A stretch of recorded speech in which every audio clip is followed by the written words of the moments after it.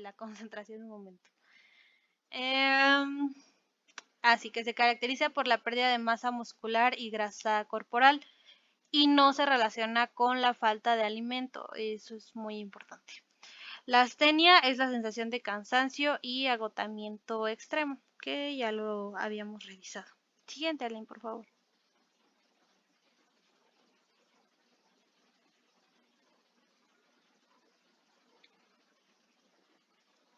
Ok, en cuanto a la etiología, pues tenemos un montón de causas, que van desde que la comida no sea del agrado del paciente, el rechazo a comidas abundantes, eso ténganlo muy en cuenta, olores penetrantes o desagradables, por ejemplo, comidas que tengan muchas especias, que el paciente tenga abscesos purulentos cercanos a la cara o en la boca, las alteraciones del gusto, la disfagia orofaringe, que ya entramos aquí en un proceso patológico como tal, las gastropatías como la dispepsia, la saciedad temprana, como les decía, la anorexia no es lo mismo que saciedad temprana.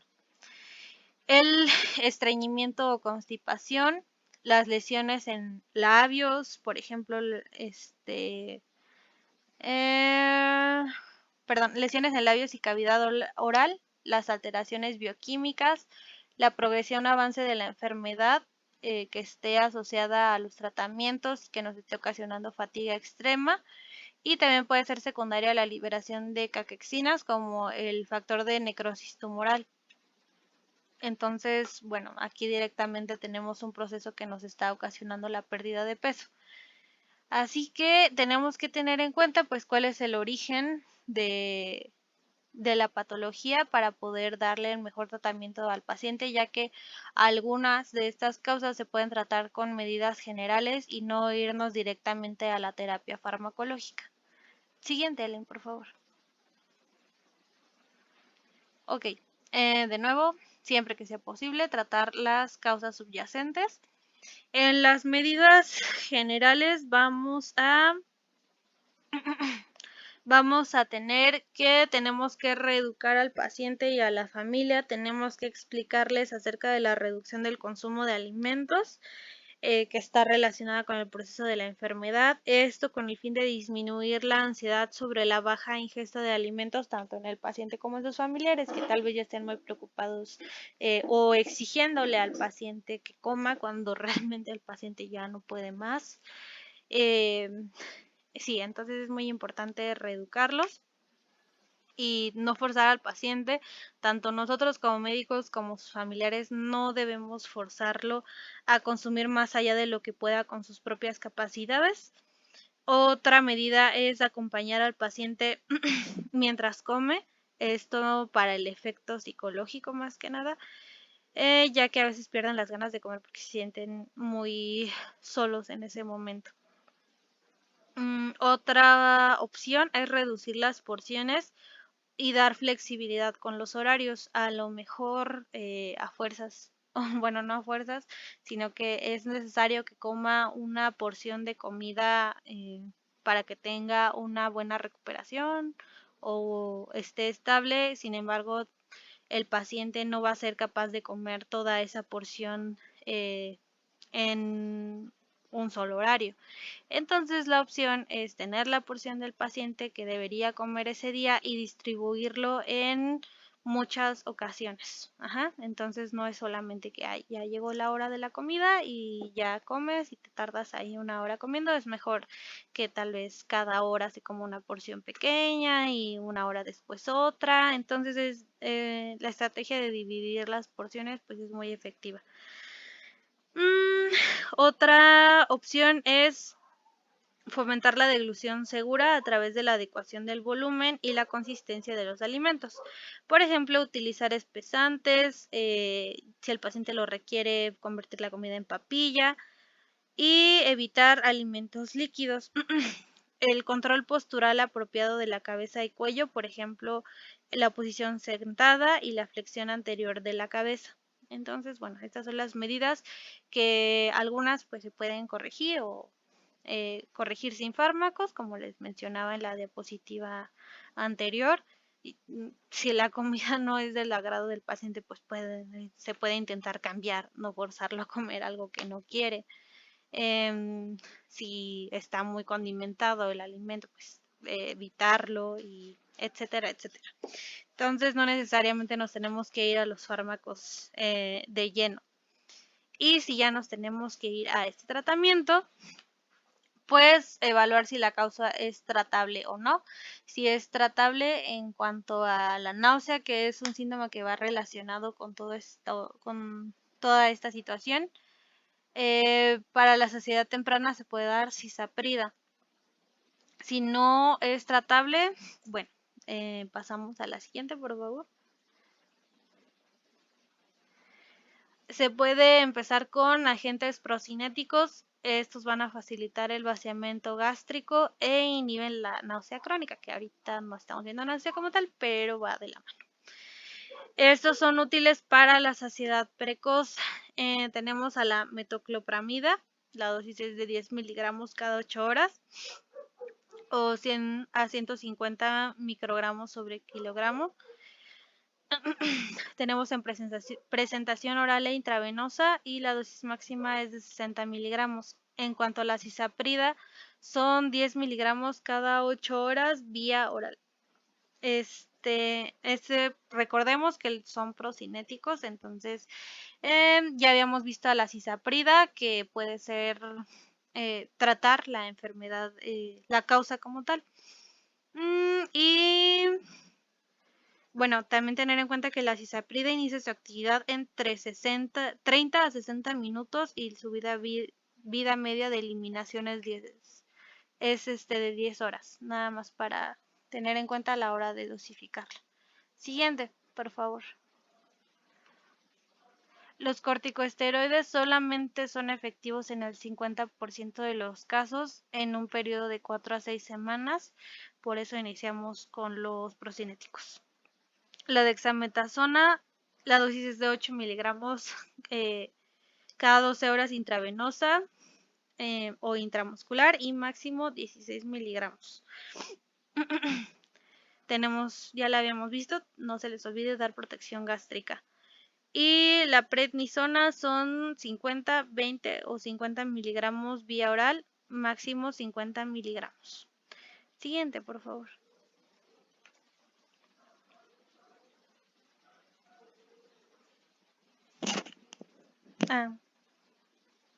¿Le puedes cambiar, Aline, por favor? Según yo ya le cambié, pero... Ya cambió. Creo que es mi internet. Gracias. Los progestágenos tenemos al acetato de megestrol, que son de 40 a 160 miligramos vía oral por la mañana. Este nos va a ayudar con la estimulación del apetito en casos de anorexia y tarda de 2 a 3 semanas en producir efecto. También es muy importante que podemos aumentar su efecto con un AINE. La medroxiprogesterona, cuya dosis es de 400 miligramos vía oral y máximo 400 miligramos, nos va a ayudar también con la estimulación del apetito en casos de anorexia. Siguiente, por favor.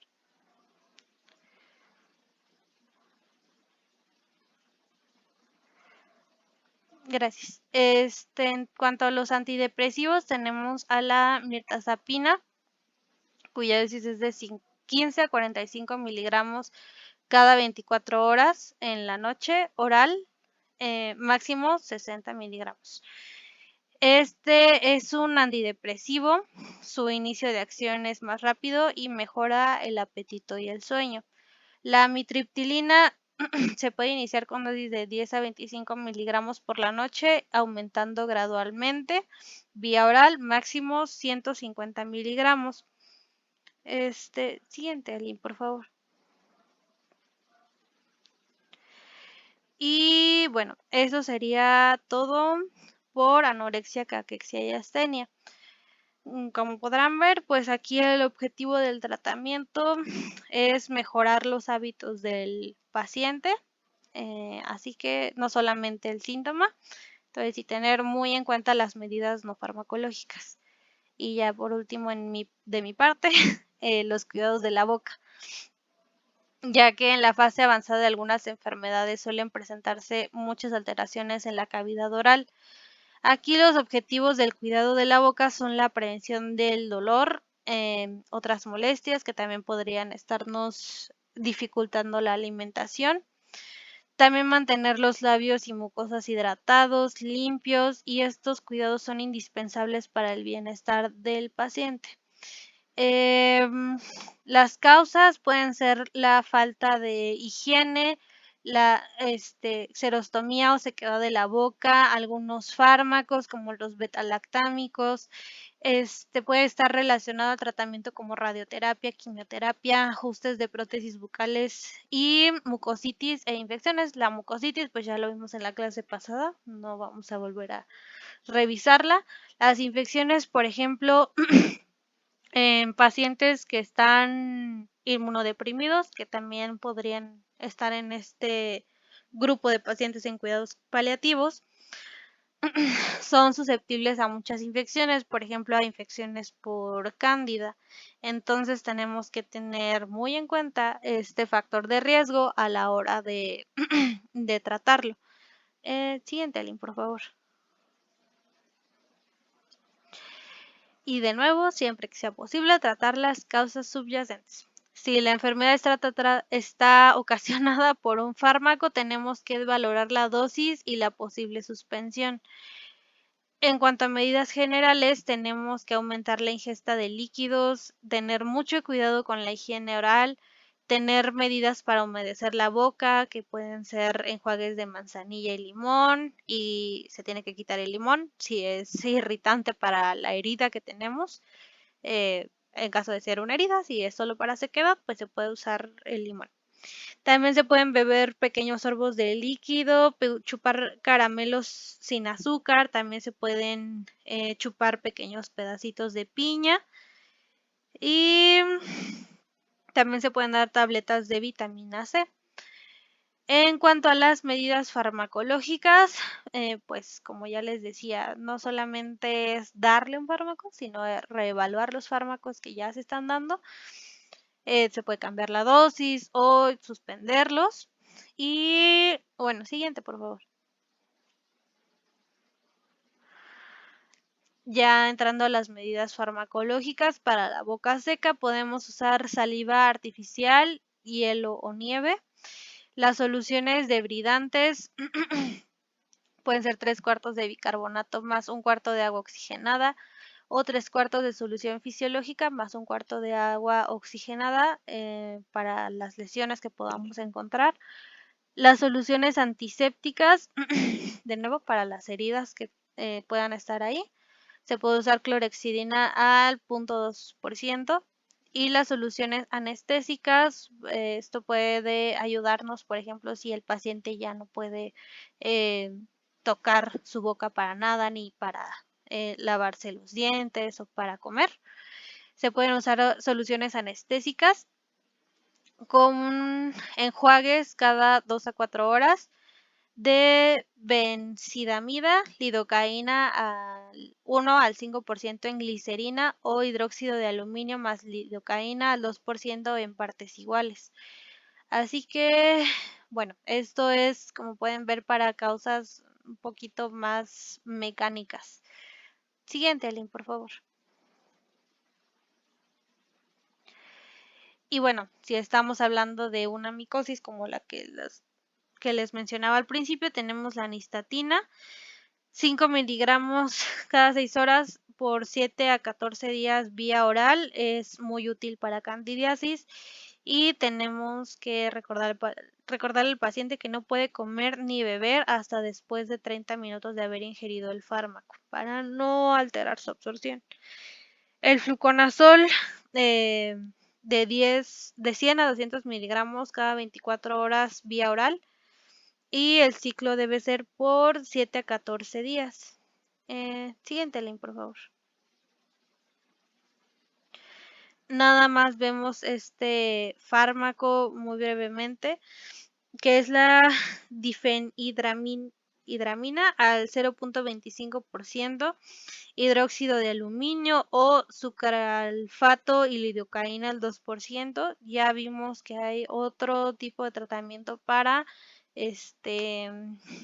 mucositis, que también era muy bueno, basándonos en la guía de cuidados paliativos, pero bueno, nada más considerar, valorar la pertinencia de las cantidades para las fórmulas magistrales como anotación para estos fármacos. Y bueno, siguiente, por favor. Ay, creo que ahí se repitió. Y bueno, eso sería todo en cuanto a cuidados de la boca. No sé si tengan algún comentario.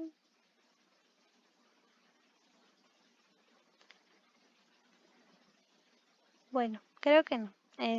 Bueno, continuamos con los síntomas. Ok, ahora otro de los síntomas comunes que vamos a ver en cuidados paliativos van a ser náuseas y vómito. Pues básicamente, para recordar que náuseas es simplemente la sensación desagradable en la parte alta gastrointestinal. Esta puede estar una acompañada de vómito y pues el vómito como tal es la expulsión del contenido gastrointestinal. Estos, como les comentaba, son síntomas muy comunes y que aparte van a causar, son debilitantes porque pueden causar una disminución en la calidad de vida del paciente, le puede traer consecuencias como deshidratación y pérdida de peso. Esto nos comentaba la guía que se presenta alrededor del 40% de los pacientes en esta pasada. Aquí nada les puse una imagen para recordar la fisiopatología que va a ser importante pues para que le demos un tratamiento oportuno al paciente y pues mejorar este síntoma. Nada más aquí para recordar que pues vamos a tener de relevancia los neurotransmisores que están implicados como el NK1, donde se une la sustancia P, el 5-hidroxitriptaína tipo 3, que es el 5-HT3, y los de dopamina e histamina, que sobre todo es el dopamina D2 y en histamina es el H1. La que sigue, por favor, Ali. Ok, las causas, pues igual, hay muchas causas, pero las de relevancia aquí para cuidados paliativos van a ser debidas al cáncer, que esta puede ser como tal, o sea, que el cáncer esté causando irritación gastrointestinal, por alguna hemorragia que esté ocasionando que esté como tal presionando en lo que es el estómago, igual si hay hepatomegalia, también puede ser secundario al dolor que está causando el cáncer, o algún síndrome paraneoplásico que esté presentando el paciente. Por tratamiento, este puede ser igual por quimioterapia, como ya vimos la quimioterapia sí o sí va a causar náuseas y vómito, lo vamos a ver más adelante. Igual algunos otros fármacos, perdón, nos van a dar náuseas y vómito. Otras causas, las concurrentes, pues como tal que se menciona, que son gastropatías previas, que el paciente ya tenía como alguna úlcera gástrica abdominal, si presentaba alguna gastritis, ya sea por medicamentos o que se ocasionó como tal la gastritis por el medicamento que le estamos dando, infecciones y algunas alteraciones bioquímicas. Y las otras, pues como tal, están sobre todo relacionadas con los alimentos y pues sobre todo con los olores y sabores que pues le pueden causar desagrado al paciente. Aquí, como en todos los síntomas, va a ser importante la evaluación, la historia clínica completa, la exploración completa, pues para guiar el tratamiento al paciente. La siguiente, por favor. Aquí les puse una tabla como muy resumida de qué le está ocasionando, o sea, cuál es el origen de las náuseas y el vómito, como tal, qué le puede ocasionar, el mecanismo y pues las características que además de la náusea y vómito puede estar presentando el paciente. Por ejemplo, en los químicos, pues vamos a tener medicamentos como opioides, digoxina, anticonvulsivos, algún antibiótico, antifúngicos, o el hierro también. Otras toxinas que también podemos tener es en el caso que tengan un intestino isquémico, si te está presentando alguna infección, o igual los mismos tumores pues van a estar ocasionando estas toxinas.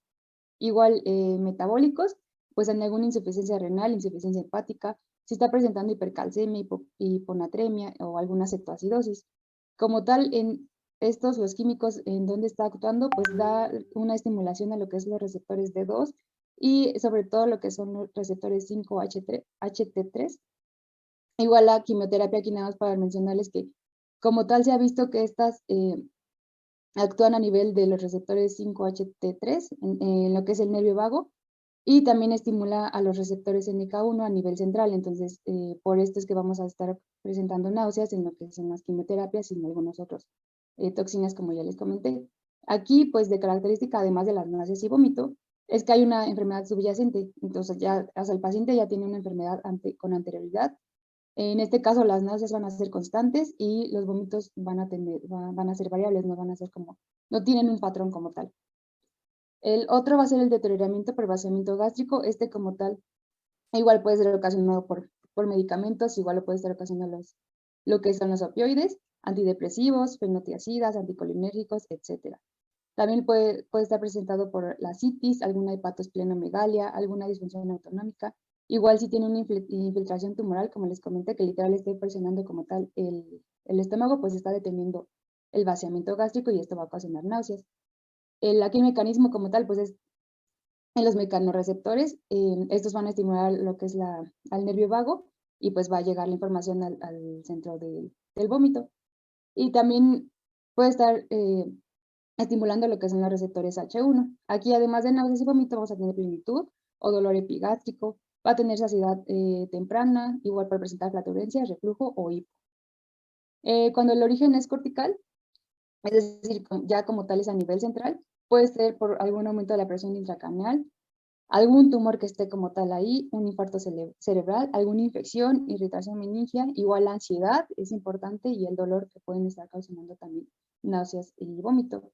Aquí como tal es una estimulación directa a lo que es los receptores HT2 y a los anticolinérgicos muscarínicos y pues igual a los de histamina, los H1. Aquí aparte vamos a tener lo que son cefalea, cambios visuales y pues algún déficit neurológico. Cuando la causa es vestibular, vamos a ver que pues está sobre todo por movimientos o trastornos laberínticos, porque como recordemos igual, el nervio vestíbulo-coclear pues igual va a llevar información para que puede ocasionar náuseas y vómito.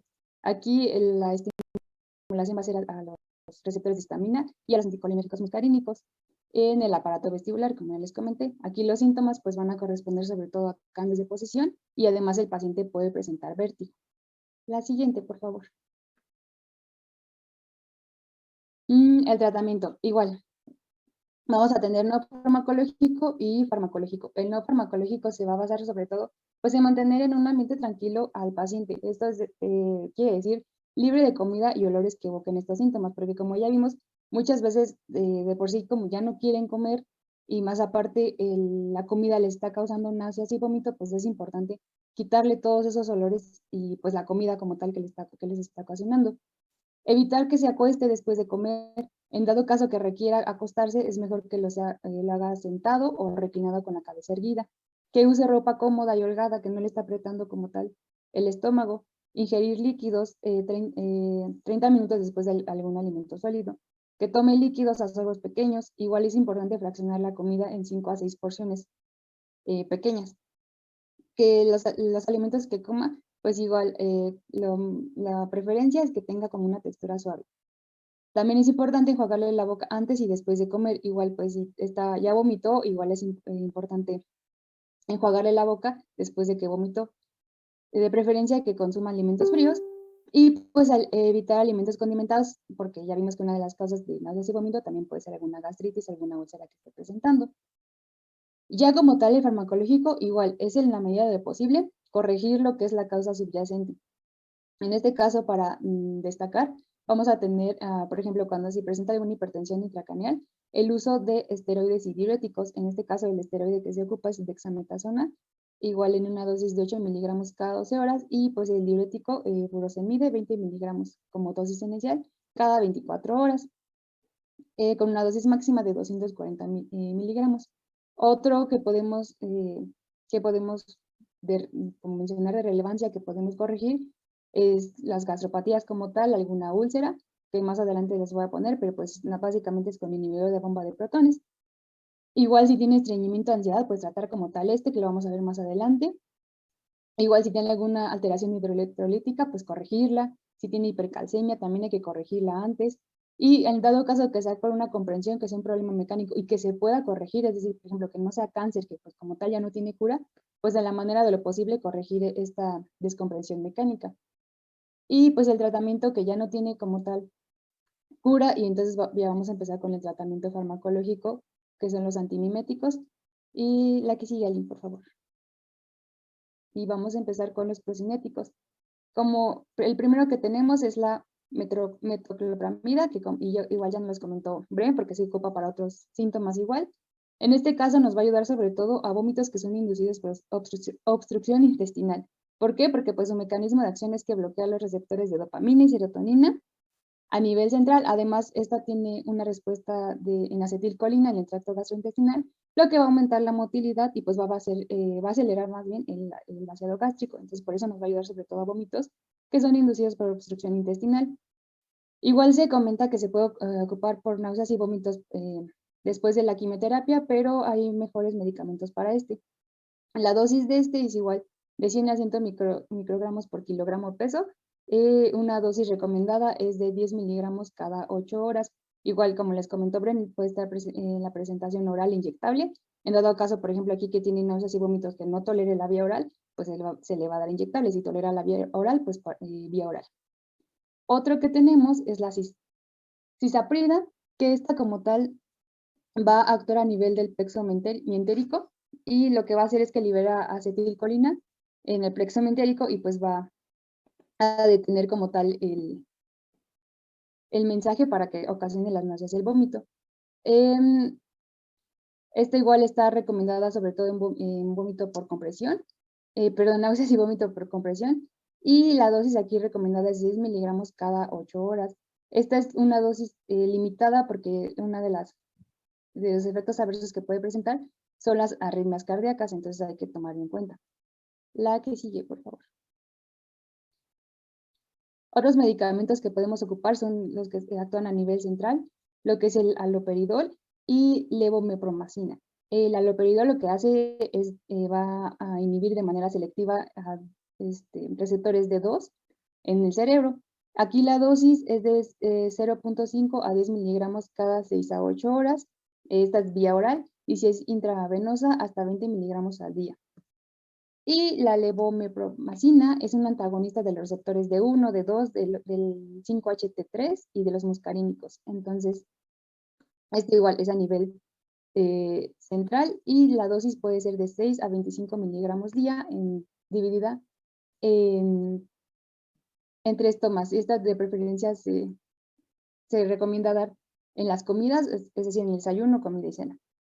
La que sigue, por favor. Y los últimos que tenemos son los de acción serotoninérgica, que son los más recomendados después, o sea, los que se recomiendan utilizar antes de la quimio o después de la quimio.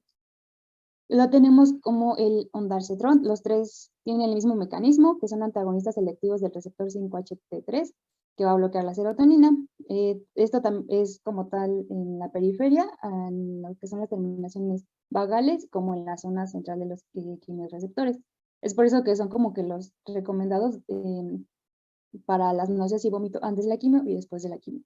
El ondansetron, su dosis es vía oral, 8 miligramos cada 8 horas, o intravenosa de 100 a 150 microgramos por kilogramo peso, que la dosis más o menos va de 4 a 5 miligramos de dosis. Esta se recomienda que se dé antes de la quimio o después de esta, como no hay preferencia, pero pues antes es para justo prevenir que el paciente presente náuseas. Esta se recomienda sobre todo utilizarla más dexametasona, igual en la misma dosis que les hemos presentado, y pues es como la que ha tenido como mejor respuesta a los pacientes con náuseas desde la quimio. Otro medicamento que se puede dar es el tropicetrón. Esta es una dosis de 5 miligramos antes de la quimioterapia, o 2 a 6 días posteriores, igual 5 miligramos diarios. Y el otro es el palonocetrón, pero este casi no se ocupa porque es muy costoso. De hecho, lo revisé, sí, y está casi en 5,000 pesos, entonces este casi no se ocupa. Pero la dosis es de 0.75 miligramos, es vía intravenosa, administrada en 10 segundos. Y como les comentaba, en caso de que sea alguna gastritis o que tenga alguna úlcera, pues los inhibidores de bomba de protones nos van a ayudar, y pues nuestro clásico que ya conocemos y que se puede ocupar es el omeprazol, con una dosis de 20 miligramos cada 24 horas. Y ya eso es como tal el tratamiento que podemos estar dando en náuseas y vómito. La que sigue, por favor. Ari. Otro de los síntomas importantes va a ser la disfagia. Este es un poquito más complicado porque, como tal, ya sabemos de la dificultad para la deglución o tránsito de alimentos de la boca hacia el estómago. Como sabemos, tiene 1000 causas, pero aquí las importantes y las que se relacionan con los cuidados paliativos es algún tumor que esté oprimiendo como tal la vía, algún tratamiento por ansiedad o por esclerosis lateral amiotrófica, igual alguna parálisis que presente el paciente, pues nos va a estar ocasionando disfagia. La que sigue, por favor.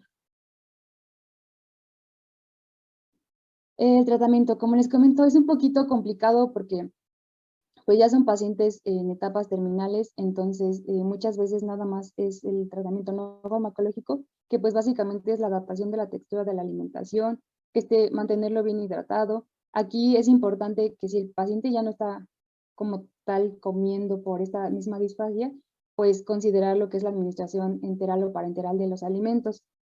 Aquí también va a ser importante mantener sentado al paciente con la cabeza inclinada al momento de ingerir los alimentos y en dado caso que requiere una rehabilitación ortofónica, en donde se le esté explicando pues las maneras de deglutir para que le ayude a este malestar. Pero pues igual muchas veces ya no tiene como tal cura porque pues es el cáncer, ya no se puede quitar el cáncer como tal de ahí, entonces muchas veces ya no tiene cura esta disfagia.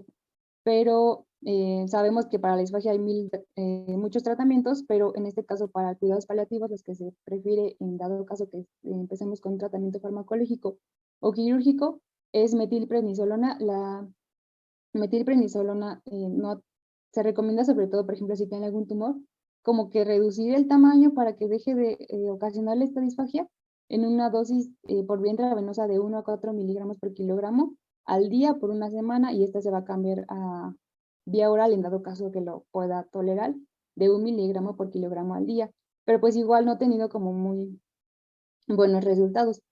Otro que tenemos pues es la administración de la toxina botulínica, que pues es en una inyección de alícuotas de un mililitro, donde tiene este mililitro de 20 a 25 unidades de la toxina.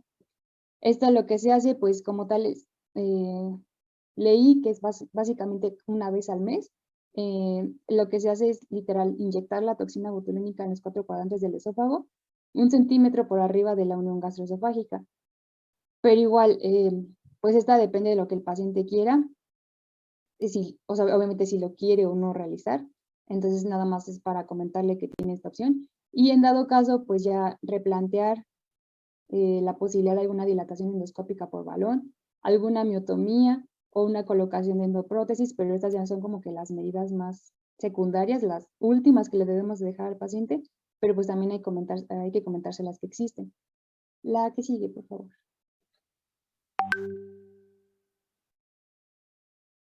Ok, otro de los síntomas van a ser estreñimiento y constipación. Pues esta como tal es la evacuación de posiciones con aumento de consistencia, con menor frecuencia o con con mayor dificultad de la habitual. Esta va a representar aproximadamente el 50 a 95% de los casos de los pacientes en cuidados paliativos. Y las causas igual, son muchas, las que están relacionadas con alguna enfermedad, por ejemplo, que tenga una invasión intestinal, que sea una compresión intestinal igual a algún cáncer que le esté comprimiendo ahí, algún daño neurológico, hipercalcemia también puede causarlo. Otras causas van a ser las relacionadas con condiciones del paciente, es decir, pues son pacientes que muchas veces muchos ya no caminan, entonces la inactividad del reposo van a ser secundarios a este estreñimiento. La baja ingesta de alimentos y o líquidos, si está presentando alguna deshidratación, si tiene algún desequilibrio hidroelectrolítico, igual, y pues también si tiene alguna incapacidad para ir al baño. Fármacos, igual, opioides, como sabemos, puede causar estreñimiento, anticolinérgicos, neurolépticos, antidepresivos, antiácidos, igual el hierro puede estar causando estreñimiento. O igual si tiene alguna patología concomitante como diabetes, hipotiroidismo, algún fecaloma o alguna hemorroide o fisura que tenga, también va a estar ocasionando estreñimiento. La que sigue, por favor. Igual, tratamiento no farmacológico y farmacológico. El no farmacológico, pues sobre todo es mantener en la medida de lo posible alguna actividad física para el paciente. O sea, si el paciente no se levanta, pues en la medida de lo posible darle actividad física, pues para que no, no genere estreñimiento. Igual hay que aumentar la ingesta de líquidos y contenido de fibra en la dieta si el paciente deambula. Es importante que la fibra se le va a poner solamente si el paciente deambula. Las medidas farmacológicas, igual en la medida de lo posible, pues tratar lo que le está causando como tal el estreñimiento. Por ejemplo, en dado caso que sea algún fecaloma, alguna obstrucción intestinal en la medida de lo posible, o algún efecto adverso de algún medicamento, que igual que como en todos los síntomas, pues hay que considerar los beneficios que le está causando al paciente. Y en dado caso que pues ya no tenga como tal tratamiento reversible, pues vamos a tener lo que son laxantes.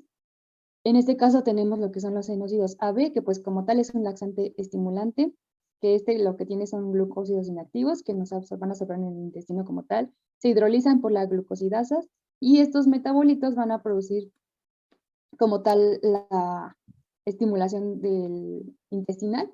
Entonces, es lo que va a ayudar como tal al estreñimiento. Por lo mismo que causa motilidad intestinal, además de que uno de los efectos secundarios va a ser el dolor tipo cólico, pues va a estar contraindicado en alguna obstrucción intestinal. Aquí la dosis es de 1 a 2 tabletas al día y la presentación es de 187 miligramos. Otro que vamos a tener es la lactulosa, que como tal es un laxante osmótico. Pues la dosis que se recomienda es de 10 a 25 miligramos o de 15 a 30 mililitros, porque la presentación que encontré sobre todo es en jarabes cada 12 horas. Esta se puede aumentar hasta 40 gramos o 60 mililitros al día de ser necesario. O sea, se va aumentando la capacidad de que lo tolere el paciente y que lo necesite. La siguiente, por favor. Otros que tenemos son los lubricantes, pero pues estos sobre todo van a ser en caso que sea algún fecaloma que se van a estar utilizando. No son los como recomendados los de primera línea, pero pues, sobre todo porque pues su mecanismo de acción es tardado, entonces el paciente pues lo que quiere es ya hacer el baño, entonces casi no se ocupan, pero en dado caso que se presente, por ejemplo, algún fecaloma, o en dado caso que presente hemorroides o algún estado doloroso en el ano, pues estos ayudan mucho. Lo que es la parafina líquida, que en su presentación sobre todo está en gel. Este gel que les presento tiene como cucharadas medidoras, entonces lo que se recomienda es 1 a 2 cucharaditas, que son aproximadamente 30 gramos. También podemos poner lo que es la glicerina en supositorios. Aquí se coloca un supositorio cada 12 horas. Y otros tratamientos que nos recomienda la guía es pues darle fibra, en este caso la metilcelulosa, que pues es una fibra soluble como tal, pero pues como les comentaba al principio, es que si el paciente deambula, si no deambula, pues la fibra no es una opción. Y la dosis es de 500 miligramos cada 12 horas. Esta se debe tomar con abundante agua y esto igual se va a ir aumentando en caso que el paciente lo requiera. La siguiente, por favor. El siguiente síntoma importante que debemos ver es la disnea, que como sabemos la sensación subjetiva de falta de aire que el paciente experimenta. Aquí su incidencia pues es muy variable, va a oscilar entre los 19 al 90% de los pacientes, esto sobre todo en pacientes con cáncer. Las causas pues como tal es cáncer, igual que sea el mismo cáncer que esté oprimiendo al tumor, alguna debilidad, la quimioterapia como tal o algún tratamiento quirúrgico que haya obtenido el paciente por el cáncer, igual le puede ocasionar disnea. Si presenta algún derrame pleural, alguna anemia, también le puede dar disnea. El síndrome de anorexia caquexia astenia igual nos puede presentar disnea, fibrosis pulmonar, EPOC, asma, ansiedad, igual el mismo dolor igual puede causar disnea. La que sigue, por favor. Aquí igual el tratamiento no farmacológico y farmacológico. Pues aquí básicamente es pues explicarle al paciente en el no farmacológico pues el origen de los síntomas y determinar si necesita tratamiento o no, porque muchas veces esta disnea ya se presenta sobre todo en pacientes que ya están en etapa terminal, pues va aumentando, conforme va aumentando la progresión de la enfermedad, va aumentando esta disnea. Entonces hay que explicarle al paciente, pues porque es un síntoma que le estresa a él, que además puede ocasionarle también aparte ansiedad. Entonces hay que explicarle qué le está pasando para ayudarle a minorar este síntoma. También hay que posicionarlo pues en una posición cómoda donde esté aumentando la ventilación, que esté en una atmósfera relajada, alguna terapia de relajación, mantenerle espacios abiertos y bien ventilados, fomentar que el paciente esté siempre acompañado, evitar comidas abundantes, aumentar los cuidados de la boca y aumentar el consumo de líquidos. Aumentar los cuidados de la boca es porque muchas veces se le pone oxígeno. No se recomienda, la guía no lo menciona como tal, y muchas veces este oxígeno no se recomienda por lo mismo de los cuidados de la boca, pero en dado caso, pues ya como tal, si el paciente ya es mucho la disnea que está presentando, pues se le puede dar el oxígeno. Se recomienda primero por puntas nasales. Y las medidas farmacológicas, igual en la medida de lo posible, tratar la causa. Si es de alguna anemia, pues darle alguna transfusión. Alguna infección, pues darle antibióticos. Si presenta ansiedad, pues tratarle primero la ansiedad para disminuir esta disnea. Si presenta alguna insuficiencia cardíaca, como ya sabemos, para disminuir la insuficiencia cardíaca, la furosemide y digoxina. En dado caso presente un derrame pleural y en la medida del posible, pues se pueda realizar algún drenaje, pues hacerle el drenaje, igual en el neumotórax. Y ya como tal el tratamiento que se propone, cuando ya no hay una causa tratable, es los opioides, en este caso es morfina, que tiene que ser de acción rápida. Igual la oral, pues en este caso no se recomienda, es sobre todo vía intravenosa, que es inicial de 2.5 miligramos, que se puede repetir cada 30 a 60 minutos. Algún broncodilatador, en este caso si es para alguna obstrucción, que pues el que se recomienda es salbutamol, que es dar 2 disparos cada 6 horas, cada disparo como sabemos tiene 100 microgramos por inhalación. Y pues como les comento, sobre todo darlo si en dado caso que presenta alguna obstrucción en el paciente. La que sigue, por favor. Igual la lidocaína se puede estar dando en una dosis de 0.5 a 1 miligramo en infusión para 2 horas. Y en dado caso de que el paciente presente mucha ansiedad, es recomendable darle alguna benzodiazepina.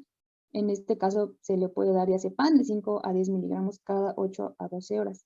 Pero esa es como la última opción. Esto es sobre todo para tratar la ansiedad y pues disminuirle el síntoma de la disnea. La que sigue, por favor.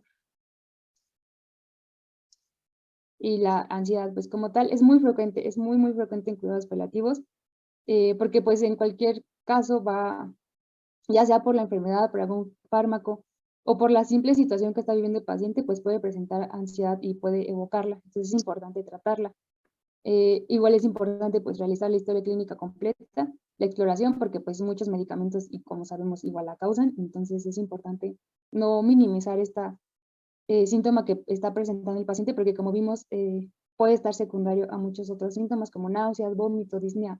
Entonces, si podemos tratarla, disminuirle esta ansiedad, pues tratarla y pues que el paciente pueda seguir cómodo en la medida de lo posible. La que sigue, por favor. Igual tratamiento farmacológico, no farmacológico. En el no farmacológico, pues en la medida de lo posible es fomentar la presencia de alguna familiar o que esté en contacto físico para que disminuir la ansiedad. Si podemos darle, más bien, recomendarle terapias complementarias, alguna relajación, de visualización, sí, de relajación, igual respiraciones, si en la medida de lo posible que podamos ayudar. Tratar causas subyacentes que le esté causando la ansiedad, pues no sé, alguna inquietud que él tenga, pues es importante hablarlo con él. Asegurar un adecuado control de los síntomas, porque como les comentaba, cualquier síntoma a él le puede causar ansiedad, entonces hay que hablar con él siempre que esté presentando ansiedad. Pues preguntarle qué le está causando como tal la ansiedad y en la medida de lo posible nosotros poder controlarlo. Y en dado caso que sea farmacológico, pues si le está causando, si esta ansiedad viene secundaria a algún otro síntoma como disnea, dolor, pues tratar primero esa causa y ya sí disminuir como tal la ansiedad, ¿no?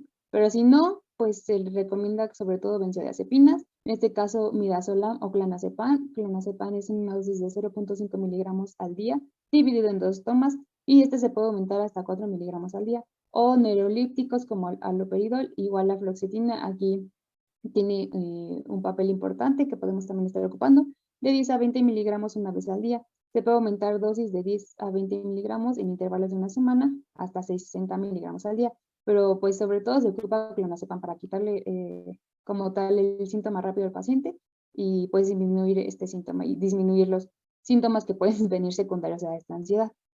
La que sigue, por favor.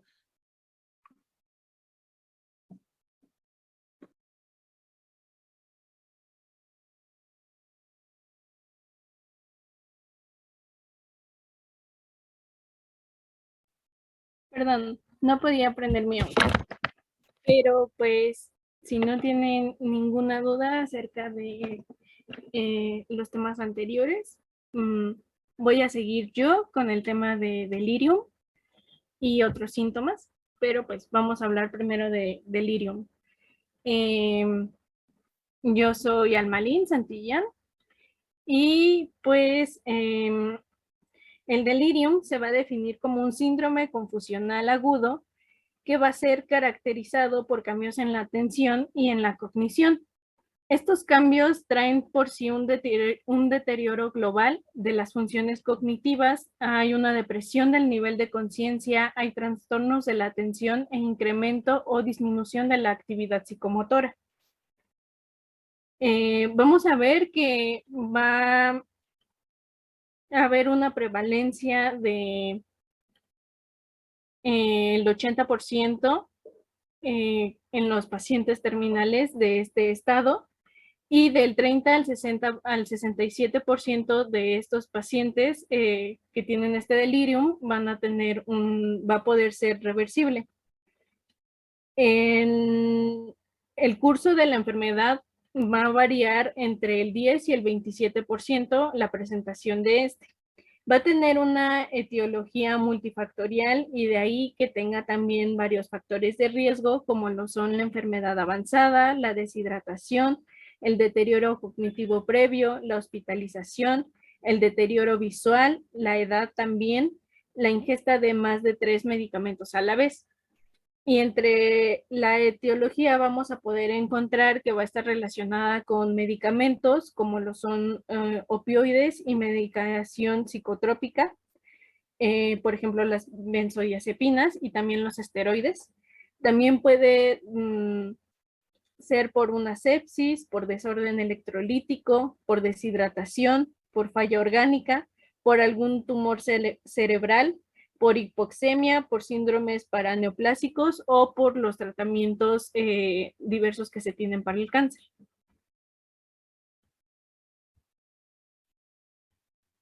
Entonces, pues derivado de esto vamos a tener unos subtipos del delirium. El primero va a ser el hiperactivo, en el que vamos a encontrar a un paciente despierto, alerta, que presenta confusión, agitación, puede tener alucinaciones o ilusiones, recordemos que son cosas distintas. Las alucinaciones pues son imágenes de origen subjetivo que se proyectan al exterior y adquieren una objetividad y realidad aparente. Es decir, no son reales, pero las personas las están creando. Y las ilusiones, a diferencia de esto, pues son el resultado de la alteración de una imagen realmente percibida. O sea, sí existe la imagen, pero ellos lo ven como distorsionada.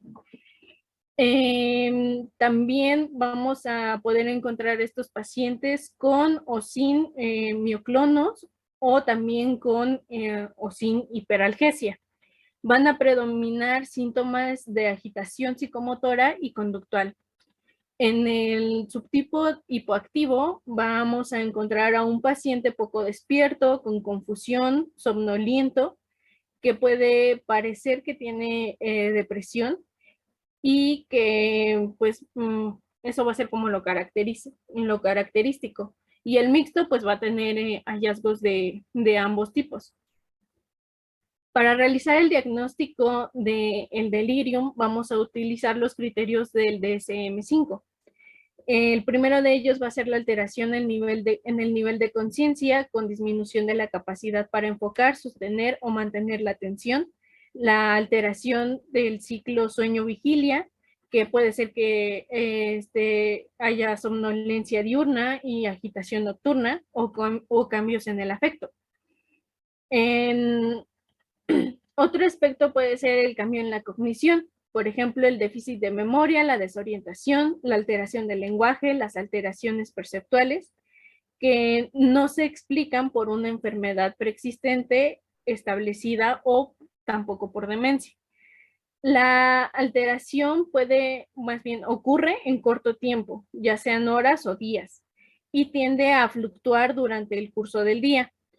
Es aquí donde vamos a poder observar en el paciente movimientos anormales y puede presentar asterexis o mioclonías. Y pues también existe evidencia de una condición médica que esté relacionada con la alteración. Entonces, pues posteriormente de realizar como la evaluación de nuestro paciente y que lleguemos a la conclusión de que está presentando un estado de delirium, pues entonces vamos a ver cómo tratarlo. Es importante que también realicemos un diagnóstico diferencial entre demencia y depresión, diferenciarla de esta patología. Y pues en cuanto al tratamiento, como ya lo han mencionado, hay que tratar las causas subyacentes en la medida de lo posible. Si es debido a fármacos, pues hay que ajustar y si es posible descontinuar. En el caso de una toxicidad opioide, pues hay que hacer la rotación opioide de la que nos hablaba Bren o un cambio en la vía de administración. Si hay una deshidratación, pues hay que hacer el equilibrio electrolítico. Si hay una retención urinaria, por ejemplo, se puede hacer una canalización a través de una sonda Foley. Si hay impactación fecal, pues hay que desimpactar. Y pues vamos a tener otras medidas generales, como lo son proporcionar un ambiente seguro, el control de la agitación y prevención de caídas. Hay que mantener el ritmo circadiano, como les decía que se puede alterar el ciclo sueño-vigilia, pues hay que exponer a la luz del sol durante el día y hay que procurar que haya una luz tenue nocturna o si es posible que sea oscuro, realizar como fomentar las medidas de higiene del sueño para que nuestro paciente pueda seguir con su ciclo sueño-vigilia normal. Y es importante no interrumpir el sueño nocturno. Hay que facilitar también la orientación del tiempo-espacio, que tenga rutinas, relojes visibles, que, como les decía, principalmente como la higiene del sueño va a ser muy importante aquí. Hay que evitar sobreestimulación y utilizar auxiliares visuales o auditivos cuando los requiera y pues procurar que tenga una buena nutrición. En cuanto a la farmacología, pues vamos a tener diferentes tratamientos dependiendo de cómo esté nuestro paciente. Y en el caso de que tenga agitación y o alucinaciones, uno de los medicamentos que vamos a poder ocupar va a ser el haloperidol, que en este caso, para la vía oral, la dosis inicial en adultos va a ser de 0.5 a 2 miligramos cada 8 a 12 horas. Vamos a tener que utilizar una dosis de mantenimiento de 1 a 15 miligramos diarios y este va a ser como que el tope porque dosis mayores solamente lo vamos a ocupar en casos graves o resistentes. Y tiene que estar repartido en 2 o 3 veces al día. Y en los niños, si son mayores de 5 años, vamos a utilizar 0.5 miligramos cada 12 horas. Y si son menores de 5 años, vamos a utilizar 0.25 miligramos cada 12 horas. Por la vía parenteral, en los adultos, pues vamos a utilizar una dosis de 5 a 10 miligramos cada 12 a 24 horas. Y pues en los cuadros de agitación va a convenir comenzar por vía parenteral. También vamos a tener otros fármacos como lo es la olanzapina, que es un antipsicótico, antimaniático y estabilizador del ánimo. Va a presentar afinidad por los receptores de serotonina, dopamina, muscarínicos colinérgicos, alfa-1 adrenérgicos e histamina. Y pues la dosis que vamos a utilizar va a ser de 15 miligramos como dosis única, diaria en monoterapia, o de 10 miligramos al día en tratamiento de combinación, principalmente en combinación con haloperidol. Y la quetiapina también es un antipsicótico que presenta afinidad por la serotonina cerebral y receptores de 1, de 2 de dopamina, también receptores alfa-1 adrenérgicos e histaminérgicos. Y la dosis que vamos a utilizar inicialmente va a ser de 50 miligramos cada 12 horas. Y la dosis máxima va a ser de 200 miligramos cada 12 horas en función de si se recibía una o más dosis extra de haloperidol. También podemos utilizar risperidona, que posee afinidad por receptores 5-HT2, serotoninérgicos y D2 dopaminérgicos. Va a tener la ventaja que respecto a haloperidol en los escasos efectos extrapiramidales, pero va a estar limitado su uso por solo disponerse para vía oral para su administración. Y la dosis que vamos a utilizar va a ser de 0.5 miligramos cada 12 horas y que se puede llegar a aumentar hasta 1 o 2 miligramos cada 12 horas. Como anteriormente también ya han mencionado este fármaco, podemos utilizar la levomepromacina, que pues la dosis que vamos a utilizar para estos casos va a ser de 25 a 50 miligramos al día, y la dosis máxima que podemos llegar a usar va a ser hasta 200 miligramos al día. Ahora pues vamos a hablar sobre el prurito. El prurito es la sensación desagradable que genera urgencia de rascar la piel de manera repetitiva y que pues muchos de nosotros, si no es que todos, lo hemos experimentado en algún momento de nuestra vida. En cuanto a cuidados paliativos, representa el 1% de los efectos adversos de los opioides, y en los pacientes con SIDA se va a presentar en el 20%. Va a tener también diferentes etiologías, pero por ejemplo, si son periféricas, podemos sospechar de enfermedades cutáneas como la cerosis. También puede ser urticaria, reacciones a picaduras de insectos, reacción a medicamentos, mastocitosis cutánea y neuropatía periférica. En cuanto a las centrales, puede ser por una lesión encefálica, absceso encefálico, tumor encefálico, esclerosis múltiple, el uso de opioides, como les mencionaba hace un momento, colestasis, paraneoplasia y pues también puede ser psicógeno. Y en las mixtas podemos encontrar a la hiperuremia.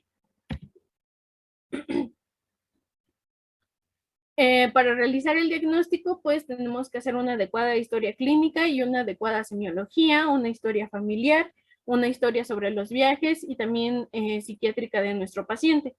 Tenemos que realizar también una exploración física y revisar las lesiones primarias de la piel, la distribución si es localizado o generalizado, porque esto nos va a hacer sospechar de qué patología nos podemos orientar más, dependiendo de cómo es la distribución. En cuanto al tratamiento, pues como todas las anteriores, tratar las causas subyacentes, y en las medidas generales podemos implementar, evitar bañar o tallar la piel con jabón, o sea, principalmente la piel donde está el prurito, no quiere decir que no se bañen. Tenemos que secar la piel, usar sustitutos humectantes de jabón, no hay que friccionar la piel, minimizar en lo posible las temperaturas cálidas, ya que van a disminuir el umbral al prurito y van a hacer que el paciente se rasque. Usar ropa ligera, hacer un baño con agua tibia si es posible y si el paciente lo soporta. Y el uso de emolientes. Se mencionaba en la guía que sería mejor que fueran refrigerados y que se utilicen de 2 a 3 veces al día, y evitar el uso de vestimentas de lana. También hay que interrumpir el ciclo prurito rascado, tapando las áreas que tienen el prurito y recortando las uñas del paciente.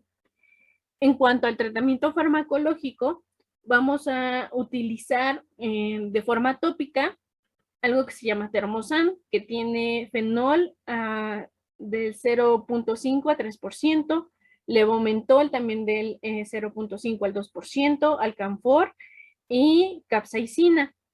Esto va a ser para el prurito urémico y pues lo podemos utilizar en mayores de 12 años y lo van a aplicar de 2 a 4 veces al día. Tiene que ser sobre la piel intacta y pues se tiene que aplicar una fina capa del producto en la zona afectada. También de manera sistémica podemos utilizar la dexametasona y la prednisona, pero pues hay que recordar que con estos dos medicamentos hay que tener cierto cuidado y que no se pueden administrar por muchos días. Entonces, pues la dexametasona puede ser de 2 a 4 miligramos al día hasta una dosis máxima de 10 miligramos. Y pues en los niños va a ser de 0.15 a 0.6 miligramos por kilogramo, pero en los niños va a ser única dosis. En cuanto a la prednisona, puede ser de 10 a 20 miligramos. Va a ser como que lo máximo, pero pues está recomendado que la dosis sea de 0.5 a 1 miligramo por kilogramo día, una vez al día. También se puede utilizar un tratamiento antihistamínico como con clorfenamina, que vamos a utilizar 12 miligramos al día o 4 miligramos cada 6 a 8 horas. Esto es porque pues tiene que ser repartido. Y también podemos utilizar hidroxicina de 25 a 100 miligramos al día, que tiene una actividad también ansiolítica, antiemética, antihistamínica y broncodilatadora. Pues esto nos va a ayudar mucho. En cuanto a la dosis para los niños, va a ser de 1 a 2 miligramos por kilogramo al día, dividido en 2 a 3 tomas diarias. En cuanto, si tenemos algún caso de prurito colestásico, podemos utilizar la sertralina, que van a ser de 50 a 100 miligramos al día, o la rifampicina, que es un antibiótico y inhibe la síntesis del ARN bacteriano, y podemos utilizar una dosis de 150 miligramos al día o dosis máxima de 600 miligramos al día. El siguiente síntoma va a ser depresión. La depresión es una alteración del humor en la que destaca un ánimo deprimido, falta de energía y o pérdida del interés o de la capacidad para disfrutar u obtener placer, que esto es a lo que le llamamos aenodonia, y que afecta a la vida de la persona durante la mayor parte del día y durante al menos 2 semanas. Eso es como lo que vamos a utilizar para diagnosticar la depresión. ¿Por qué es importante? Porque si nuestro paciente tiene depresión, nuestro paciente tampoco va a tener una buena calidad de vida y tampoco va a tener una buena adherencia al tratamiento.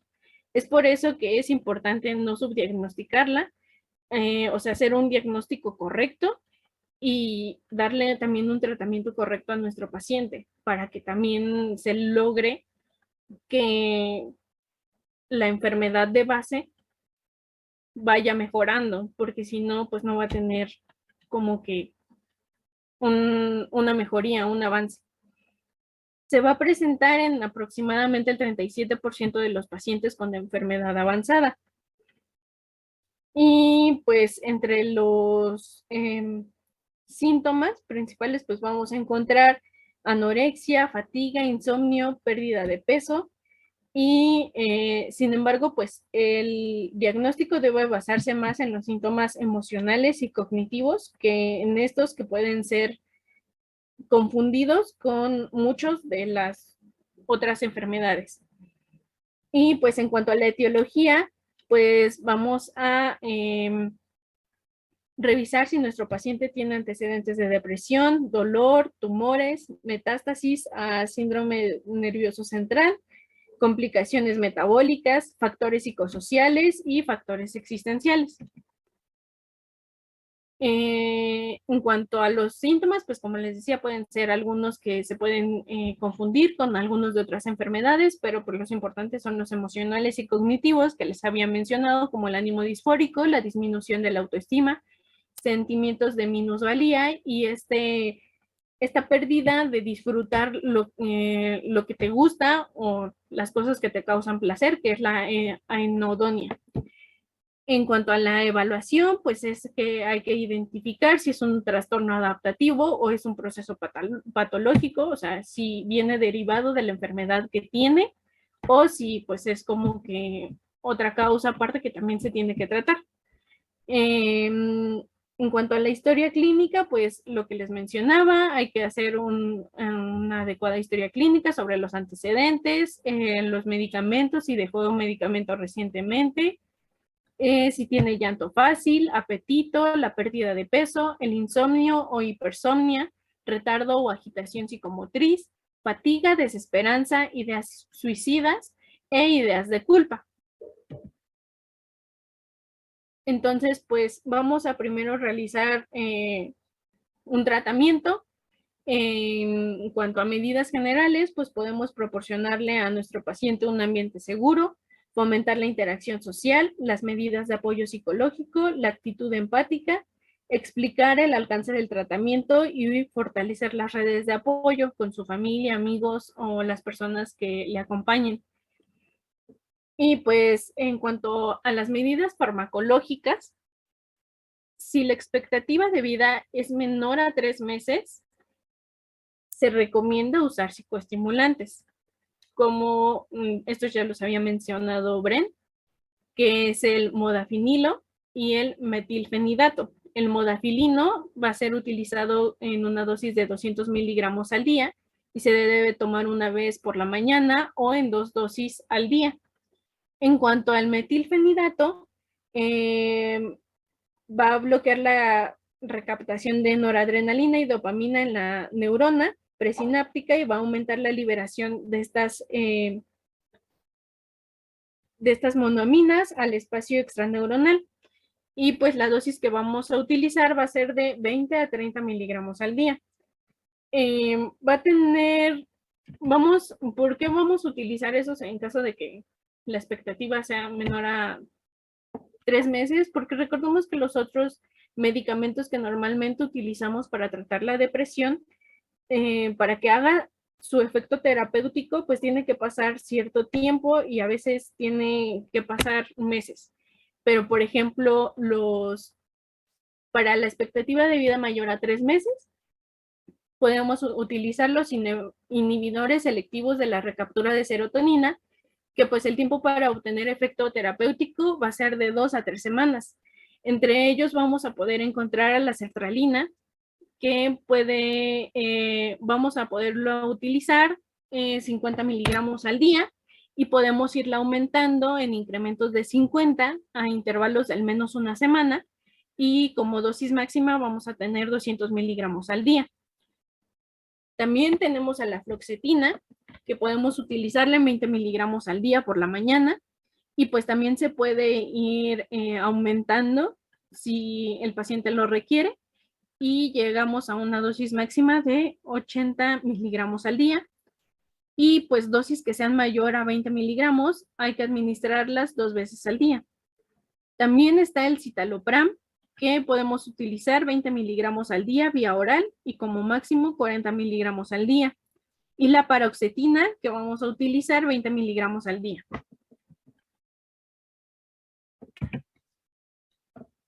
Otros de los fármacos que podemos utilizar son los tricíclicos, que pues su mecanismo de acción es que evitan la recaptación y también la inactivación de la noradrenalina y la serotonina en las terminaciones nerviosas. La prevención de la recaptación de estos neurotransmisores va a potenciar su acción en el cerebro y va a asociarse a una actividad antidepresiva. Entonces, pues también tiene efectos bloqueantes sobre los canales iónicos del sodio, el potasio y el NMDA, tanto a nivel central como medular. Y pues entre estos tricíclicos encontramos a la triptilina, que podemos utilizar una dosis de 25 a 75 miligramos al día en dosis única al acostarse, y la imipramina, que como dosis inicial podemos utilizar 25 miligramos cada 8 o 24 horas e ir aumentarlo conforme lo requiera el paciente. Y como dosis máxima vamos a utilizar 150 a 200 miligramos al día. Y vamos a utilizar una dosis de mantenimiento de 50 a 100 miligramos al día. También podemos utilizar inhibidores de la recaptura de serotonina y noradrenalina, que pues su nombre dice lo que hace. Y pues vamos a encontrar a la venlafaxina, que una dosis inicial que podemos utilizar es de 37.5 miligramos cada 12 horas. Podemos ir incrementando desde 74, 75 miligramos a 125 miligramos al día, cada 4 a 7 días, conforme lo requiera el paciente. Y vamos a utilizar una dosis máxima de 375 miligramos al día. También tenemos a la duloxetina con una dosis de 60 a 120 miligramos al día. Y también tenemos a los inhibidores selectivos de la recaptura de serotonina y antagonista del receptor de 5-HT2. Y aquí tenemos a la trazodona, que vamos a utilizar una dosis inicial de 100 a 150 miligramos el día en dosis divididas después de las comidas o dosis única al acostarse. Y pues se puede ir aumentando en 50 miligramos cada 3 a 4 días y hasta llegar a la dosis terapéutica efectiva. Otro de los síntomas es la respiración estertorosa, que se va a presentar en el 50% de los pacientes en la última semana de vida. Hola, te voy a interrumpir tantito. La verdad es que no los he interrumpido porque está muy completa su información, pero yo sé que aquí cuidados paliativos es mucho. Sí. ¿Cómo cuántas diapositivas les faltan? Creo que como 12. Sí, ok. Yo creo que por hora, muchachos, porque ya son las 10 de la mañana, yo creo que vamos a acabar, porque ya es el último tema, ¿no? Acabamos la clase el viernes. ¿Sí pueden el viernes?